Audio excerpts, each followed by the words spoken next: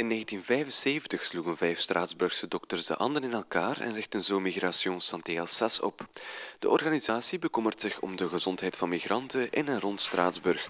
Noémie Schultz werkt al 3 jaar voor de liefdadigheidsinstelling. Je m'occupe de l'organisation des actions d'éducation pour la santé.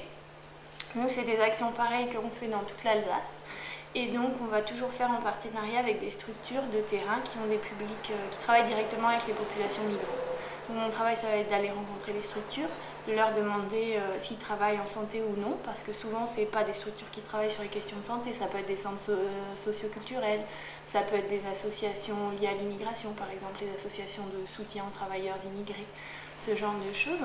De gezondheidstoestand van migranten is vaak minder goed dan die van de autochtone bevolking. Noémie legt ons uit hoe dat komt. Même que les migrants pouvaient avoir une position assez favorable dans leur pays, ils peuvent se retrouver dans des conditions plus défavorisées en France. Et par exemple, on a aujourd'hui des manifestations de médecins étrangers qui manifestent parce que bien qu'étant médecins, ils sont moins bien payés et ils travaillent plus que les médecins français. Donc c'est grâce à eux aujourd'hui que les hôpitaux tournent. Et donc voilà. Donc là on voit bien que même si la position de médecin elle est assez bonne socialement, en France ils se retrouvent dans une situation moins bonne. Voilà, après on sait qu'on a quand même globalement, les étrangers font plus partie des classes populaires et que les classes populaires sont en moins bonne santé. Gezondheidszorg voor migranten in Frankrijk is dus meer dan welkom. Want in tegenstelling tot België kunnen de migranten niet rekenen op kosteloze zorg. En op grote steun van de overheid kan Migration Santé Alsace niet terugvallen. Ce qui est difficile, c'est le contexte actuel. Le contexte actuel qui n'est pas favorable aux associations, donc on a des restrictions budgétaires très fortes.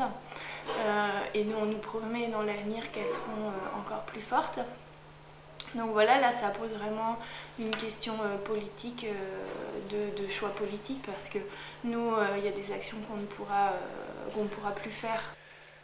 Net zoals iedereen bij Migration Santé Alsace zou Noémie de zaken graag anders georganiseerd zien. De Franse overheid moet meer taken op zich nemen, zegt ze, al zit dat er volgens haar niet snel aan te komen. L'idéal serait un système plus systématique, au moins voilà, pour permettre aux migrants réellement de bénéficier d'un accès aux soins tout le temps, parce que là on se retrouve dans des situations où on va nous appeler en urgence, c'est-à-dire on nous appelle au moment où vraiment il y a le problème. Mais si pendant le suivi la personne migrante avait pu bénéficier d'un interprétariat, d'un service d'interprétariat, peut-être qu'on n'en arriverait pas aux situations d'urgence. Donc ça c'est vrai qu'il faudrait que ça soit organisé par l'État.